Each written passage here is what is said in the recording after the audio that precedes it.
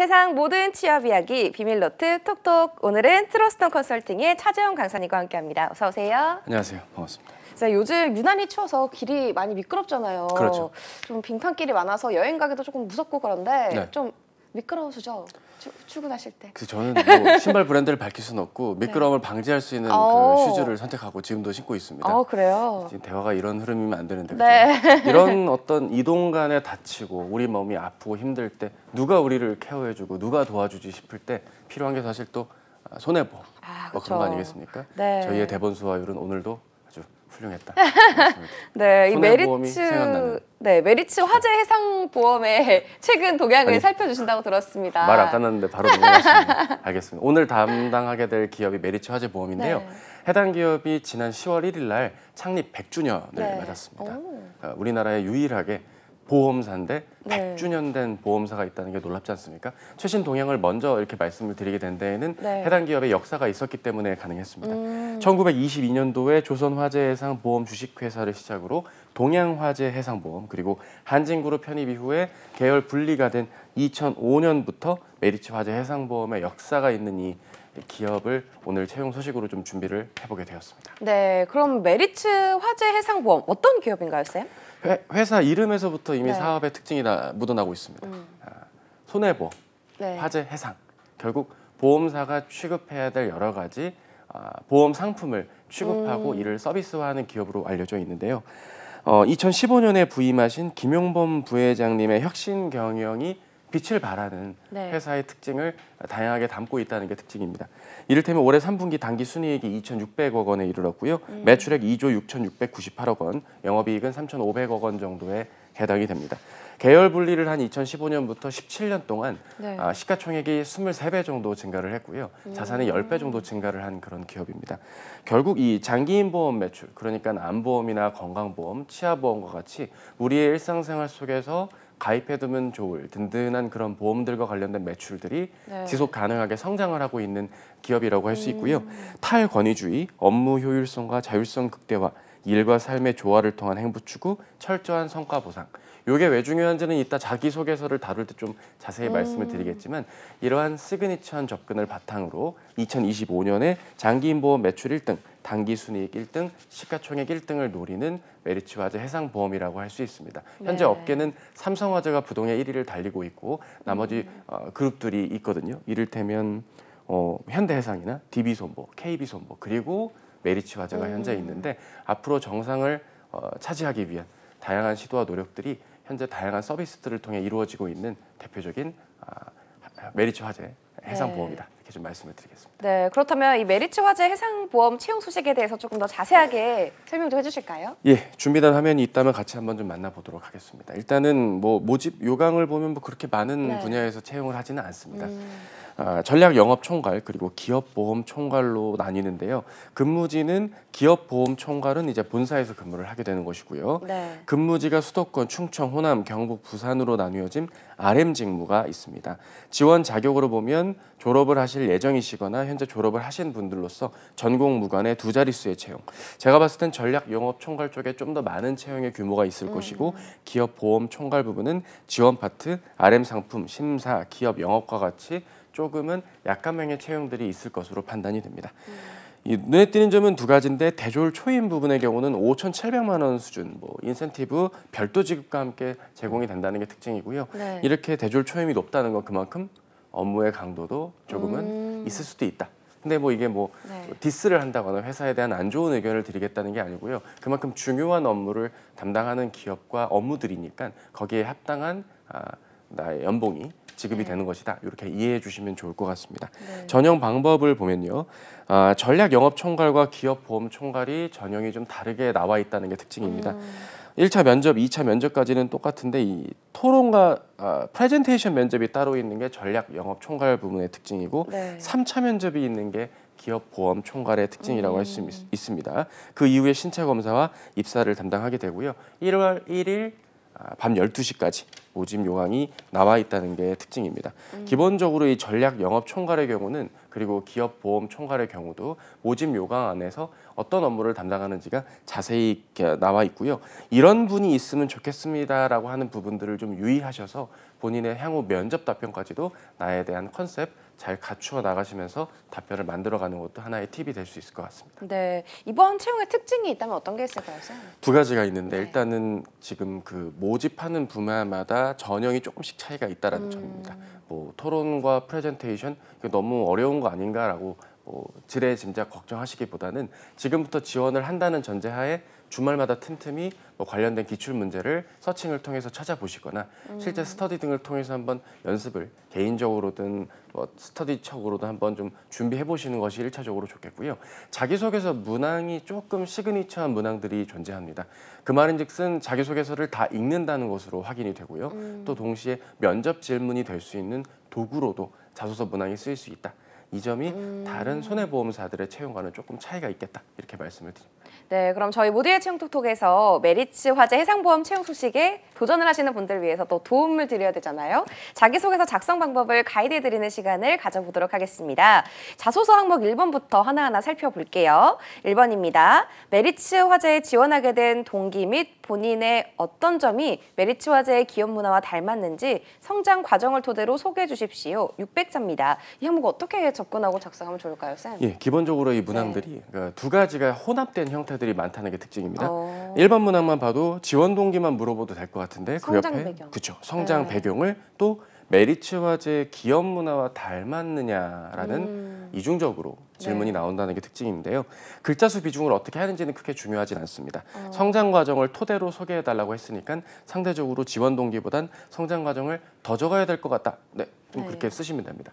반대로 성장 과정을 좀 압축해서 2~3문장 이내로만 적어주실 거라면 지원 동기를 400자 넘게 적으셔도 무방하겠습니다. 작성을 할 때 우리가 고려해야 되는 건 결국 메리츠 화재의 기업 문화와 닮았느냐라는 그런 부분일 텐데요. 아까 말씀드렸던 것처럼 탈권위주의, 업무 효율성과 자율성 극대화, 성과 보상 이렇게 철저하게 책임과 권한은 무조건 줄 테니 일로서 결과로서 보여달라라는 그런 성과주의의 기업 문화를 우리가 유출을 해봐야 될 필요가 있습니다. 따라서 그런 부분에 맞게 내가 책임감을 갖고 내 영역에서 정말 내가 작은 과제를 하나 하더라도 제대로 소화해냈던 그러한 행동, 태도, 마인드, 사고 방식 등이 묻어나 있는 성장 과정과 함께 이게 작성이 된다면 1차적으로 좋아 보이고요. 메리츠 화재라는 기업이 그냥 연봉을 많이 준대. 뭐 회사가 100주년 됐대. 이런 1차원적인 내용들을 갖고 관심을 갖게 되었다고 하면 회사 측이 절대 그걸 믿지 않을 겁니다. 그 이면에서 그렇게 발전을 하기까지 회사가 어떠한 추진과 노력을 이어왔다라는 것을 이해하게 되었다. 알게 되었다. 내가 회사를 선택하는 경쟁력 있는 회사의 모습이 되었다 쪽으로 이야기가 좀 펼쳐져 나가준다면 좋지 않을까 싶습니다. 네, 성과주의인 기업 문화를 조금 고려해서 작성을 하면 좋을 것 같다라는 팁을 주셨습니다. 또 작성할 때 유의할 점이 있을까요, 쌤? 회사의 현황이라든지 매출을 너무 일방적으로 적는 건 좋지 않습니다. 뭐 아까 읽어드렸던 그런 이익이라든지 단기 순이익이 어떻게 됐는데 그 과정에는 뭐 IFRS 17과 함께 뭐가 어떻게 변화가 됐고 이런 보험업의 모든 걸 다루기에는 글자 수가 적으니까요. 철저하게 업의 현황은 한 문장 혹은 한 문장 반 정도 이내로 마무리를 지으면서 메리츠 화재가 갖고 있는 차별화 혹은 경쟁력이 있음을 내가 발견을 했고 이러한 면에서 나의 강점 혹은 내가 지원 분야와 어느 정도 연관성이 있다라는 확신을 갖고 지원합니다. 식으로 해서 짧게 매듭 지어주시고 그 다음 문단에서 기업 문화에 대한 특징을 적고 나의 성장 과정과 연관성이 있고 성장 과정은 다음과 같았고 이러한 자세로 입사 후에도 업무를 담당하겠다라고 한다면 한 598자 될 겁니다. 네, 기부에 대한 내용을 너무 많이 작성할 필요는 없다라고 말씀을 해주셨습니다. 이어서 자기소개서 항목 2번도 살펴볼게요. 지원 분야의 직무 수행을 위해 준비해온 과정 및 갖추고 있는 역량, 입사 후 계획에 대해 자유롭게 서술해 주십시오. 이것도 마찬가지로 600자입니다. 이 항목은 어떻게 접근할까요, 쌤? 예, 아주 중요한 포인트의 질문입니다. 사실상 이 문항에서 승패가 갈린다고 보면 될 텐데요. 결국 두 가지가 또 혼합이 되어 있습니다. 직무 지원 동기를 적는 것과 입사 후 계획. 사실상의 입사 후 포부를 같이 적게끔 하는 게 특징입니다. 당연히 입사 후 계획 부분은 한 200~300자 내외로 적어주는 게 좋고 나머지 부분 입사를 위한 준비 노력, 직무 수행에 필요한 것이 무엇인지를 적고 그 직무에 필요한 것들을 다음과 같은 과정을 통해 내가 지식적으로, 경험적으로, 자격 취득적으로 혹은 업에 대한 동향이나 이해 위주로 혹은 내가 특정한 역량을 발휘했던 과거에 실제 업무를 했거나 특정한 단체 안에서 역할을 발휘했던 그런 경험들을 적어주시는 게 네. 무엇보다 중요하겠다 이렇게 좀 말씀을 드리고요. 입사 후에 계획이라고 했다는 건 계획이라는 말이 나오려면 주장이 나와야 되는 겁니다. 네. 따라서 입사 후에 나의 포부도 꼭 한 문장에 나와줘야 되고요. 네. 이런 문항들이 600자밖에 안 되니까 소제목을 꼭 적어야 되냐 안 적어야 되냐 의견들이 분명 있으실 텐데 네. 나의 에피소드가 조금 평이하다고 느껴지시거나 역량이 뭐 협업이라든지 조금은 뻔한 역량이 기재되는 게 좀 염려가 된다 싶으시다면 가독성을 위한 소제목을 적어주시는 게 좋고요. 에피소드 자체가 차별화된다 혹은 나의 역량이 강점이 아주 시그니처하다 뚜렷하다라고 느껴지시면 굳이 소제목까지는 적으실 필요는 없겠습니다. 작성은 여러분의 몫입니다. 네. 이번 작성할 때는 조금 유의하면 좋을 점이 있을까요? 직무 역량에 대한 두 가지 표현을 해주는 게 네. 무엇보다 중요합니다. 그냥 단순히 이 업무를 위해서 저는 이렇게 노력했고 저렇게 노력했고 이렇게 너무 깨알 이렇게 깨알같이 막 하나하나 나열하기보다는요.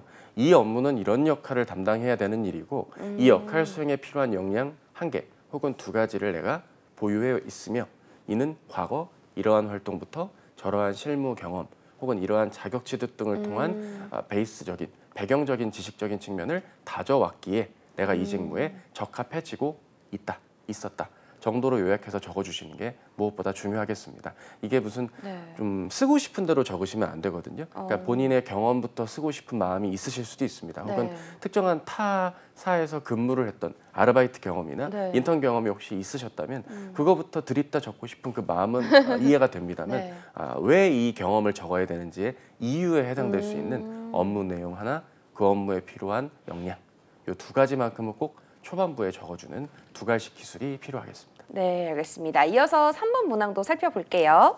3번입니다. 목표를 정해 두려움 없이 도전하여 성공하거나 또는 실패한 경험을 구체적인 사례를 들어서 서술해 주십시오. 이건 도전 경험을 보통 성공한 경험을 적지 않을까요? 네, 그렇죠. 그렇죠. 뭐 정확하게 보셨는데 이제 실패를 딛고 성공을 했던 쪽의 스토리텔링도 괜찮아 보이고요. 결국 두려움 이런 단어가 나온 걸 봐선 무언가 제약 요인이 존재했던 그 무언가가 있었어야 되는 겁니다. 처음 시도했던 일이기 때문에 쉽지 않았다라든지 4명밖에 안 되는 인원으로 7명의 몫을 해야 됐다라든지 두 달은 걸릴 일을 뭐 2주 만에 끝냈어야 됐다라든지 이런 무언가 제한된 요인에 걱정보다는 과감한 도전과 개혁, 추진을 좀 발휘했던 그런 역할 수행에서 내가 그렇게 해야겠다라고 느꼈고 거기에 맞게 다음과 같은 단계로 했어요 라는 식의 구성이 작성하는 데 유의할 점이 아닌가 싶습니다. 네, 또 다른 유의할 점도 있을까요, 쌤? 일단은 이게 그런 겁니다. 내가 어떤 의지를 갖고 돌파한다고 볼 수는 없거든요. 그 분야에 대한 배경 지식이나 전문 지식이 있을 수도 있고 이거에 대한 경험치가 과거에 있었기 때문에 한번 그때의 경험을 살려서 이 상황에선 이렇게 또 새롭게 적용을 해보는 게 어떨까? 이런 좀 새로운 시도를 하는 것도 무조건 좋을 것 같아요. 따라서 뭔가 의지와 열정도 물론 중요한데 그런 좀 소프트웨어적인 그냥 태도상의 특징만으로 내가 도전을 했다라고 하면 확인할 길이 없기 때문에 그런 부분들을 잘 염두에 두는 게 좋겠습니다. 어떤 도전을 할 때는 좀 뭘 알고 강점이 있어야 이걸 잘 추진하는 거지 할 수 있다는 의지만으로는 좀 한계가 있는 거니까요. 그런 점을 작성하실 때 유의해 주시는 게 좋겠습니다. 네, 강점이 있는 사례에서 도전한 경험을 썼으면 좋겠다라는 팁을 주셨습니다. 아직 끝이 아니고요. 자소서 4번도 있습니다. 4번 살펴볼게요. 이 메리츠 화제는 오로지 일과 실력으로만 평가받고 평가에 따른 차별적인 보상을 원칙으로 합니다. 이러한 성과주의에 대한 지원자의 생각과 스스로의 성과주의가 어울리는 인재인지 사례를 들어서 서술하십시오. 600자입니다. 대놓고 말하네요. 그렇죠. 아주 그냥 되게 가혹할 만큼 티나게 묻고 있습니다. 당연히 이제 어떻게 접근해야 될지를 잘 찾아보는 게 중요할 텐데요. 실제로 보니까 이 회사는 2014년에 어린이집을 열었고 정시 퇴근 제도도 2014년, 자율복장제 도입, 그리고 산모 출산휴가 90일에서 105일, 신생아 1인당 출산 장려금 200만 원 지급, 육아휴직 대체 인력도 사전에 배치. 확실히 일할 수 있는 환경은 우리가 제대로 제공해 둘 테니 출근해서 근무하는 기간 동안은 너에게 맞는 역할 제대로 수행하면 돼. 그게 안 되니? 그럼 아웃. 이런 철저한 성과주의에 입각한 그런 의사결정을 해온 기업이라고 할 수 있습니다. 이게 뭐 가혹한 거 아니냐라고 하실 수 있겠지만 경쟁이 치열한 산업군에서는 한 번쯤 고민해 볼 수 있는 접근이 아닐까 싶고요. 실리콘밸리 출신의 여러 글로벌한 다국적 어떤 뭐 커머스 플랫폼이라든지 회사들이 추구하고자 하는 조직 문화들을 흡수하려고 네. 좀 작은 단위의 어떤 뭐 역할이지만 일회성이 아니라 꾸준히 기업 문화를 좀 체질 개선을 해오고 있는 그런 기업이라고 볼 수 있습니다. 따라서 일과 실력으로만 평가받는다. 평가에 따른 차별적인 보상을 원칙으로 한다라는 이 단어에 집중하기보다는 스스로의 성과주의에 어울리는 인재라는 말에 맞게 내가 주어진 역할, 책임감이 있는 접근 이런 키워드로 한번 접근해 보는 게 좋겠고 네. 일반 문항과 작성의 결이 조금 비슷할 수도 있지만 어쨌든 그런 부분에서 내가 과거의 경험에서 네. 나에게 주어진 역할이 이 정도였고 여기에 맞게 내가 가능했던 것과 좀 어려웠던 부분들이 이렇다라는 거를 내가 그때 좀 판독을 했고 판별을 한 다음에 부족할 수 있는 부분들은 좀 시간 외적인 노력을 했다라든지 혹은 내가 타인들과의 어떤 협업이나 협업 뭐 같은 어떤 뭐 공조 도움을 통해서 이 부족한 부분을 잘 메워 나가서 내 역할을 제대로 해냈다. 이런 테마로 한번 이야기가 나와준다면 작성의 큰 틀은 잡히지 않을까 생각을 해봅니다. 네. 이 4번 작성할 때도 유의할 점이 있을 것 같습니다. 어떤 게 있을까요? 결국에는 이런 기업들의 성과주의적인 네. 접근이 주어진 역할에 대한 소화가 제대로 안 됐을 경우에서 오는 좀 뭐랄까요 신상필벌이랄까요 그런 부분들도 존재하는 부분이라서 내가 이러한 부분에 꼭 내가 해야겠다라는 걸 내가 확인을 했다. 그 당시에 했던 그런 사례 내에서 내가 이 역할을 수행해야 되고 이 정도의 깊이감, 이 정도의 목표치까지 완성을 해야겠구나라는 점에 초점을 네. 맞춰서 보시는 게 무엇보다 좋겠고요. 성과주의에 대한 일방적인 예찬이 아니라 성과주의를 내가 잘 흡수할 수 있고 구성원으로서 이러한 역할을 다 해내겠다라는 쪽의 방향이 나와줘야 되는 것이지 무조건 성과주의는 이제 큰 도움이 되어 멀리 회사 발전에 기여하겠습니다. 뭐 이런 웅변식으로 글의 마무리가 나오면 안 됩니다. 차라리 에피소드를 통한 느낀 점, 교훈까지만 적으셔도 무방하겠다 말씀을 드립니다. 네, 알겠습니다. 끝으로 5번 항목도 바로 살펴볼게요.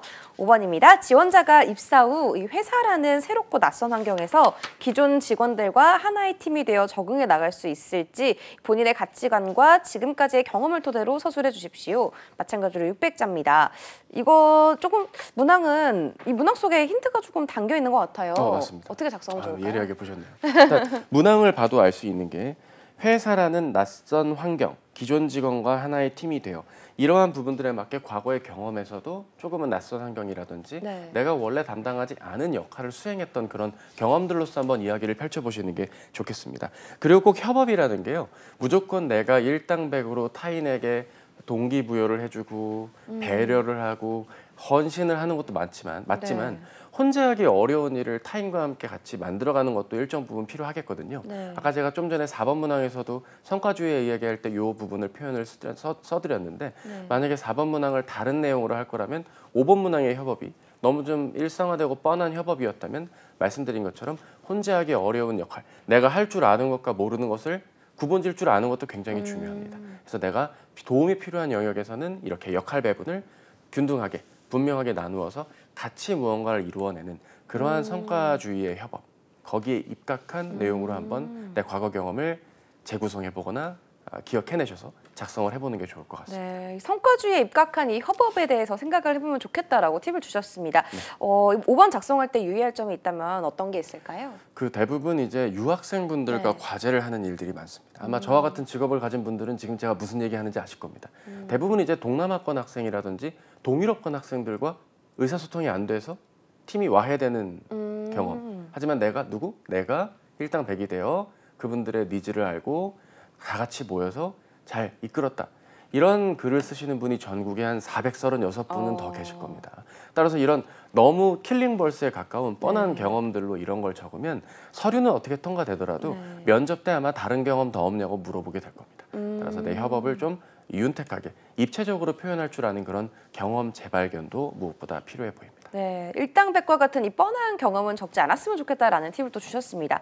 이후 채용 전형과 관련해서 소개해 주실 사항이 있으시다면서요? 예, 면접 전형이 바로 등장한다는 게 특징입니다. 이 면접 전형이 대개 뭐 실무 면접은 4-5명의 면접관 2-3분, 혹은 2차 면접, 임원 면접은 면접관 2분이나 3분, 지원자 3명이나 4분. 이런 식으로 좀 진행이 되는 게 특징이고요. 기출된 질문들을 보더라도 의지라든지 도전에 대한 질문들이 많이 나온다는 게 특징이라고 볼 수 있고 서비스를 제공한 경험이라든지 혹은 돌발 질문들, 이를테면 면접장에 탁구공을 채우면 몇 개가 들어가겠느냐라든지 혹은 지금까지 본인이 생각했을 때 가장 잊고 싶었던 기억은 무엇이냐라든지 뭔가 좀 일반적인 면접과는 다른 변주의 질문들이 좀 나오는 게 특징입니다. 이 경우는 뭐 정답이 있는 게 아니고요. 내가 이 면접 상황에 맞게 이 내용을 어떻게 이해했고 논리적으로 어떻게 접근할 건지를 말해주는 게 중요합니다. 탁구공의 크기가 뭐 이러면 9의 부피는 3분의 4 파이 r 세제곱이니까 3분의 4 파이 r 세제곱을 가로 세로 높이 이렇게 계산하면 안 되고요. 탁구공의 크기를 이 면접장과 동일한 규격의 박스 안에 공 하나를 넣는다고 가정했을 때 해당 박스가 가로 세로 높이를 어림짐작으로 최소 450까지 정도는 들어갈 것 같다. 이렇게 말을 하는 게 필요한 거거든요. 이런 패러미 추정, 면접장 분위기가 아니지 방송국 분위기가 갑자기 사해진 것 같은데 어쨌든 이렇게 좀 뭔가 정답을 찾는 답도 맞지만 내가 의지를 갖고 논리 정연하게 내 생각을 전달할 줄 아는 그런 면접 질문들도 나왔다는 사실 기억해 주시기 바랍니다. 네, 알겠습니다. 이렇게 면접 질문들까지도 팁을 많이 주셨으니까요. 좀 도움 받으셨으면 좋겠습니다. 지금까지 트러스톤 컨설팅의 차재현 강사님과 함께했습니다. 오늘 말씀 고맙습니다. 감사합니다.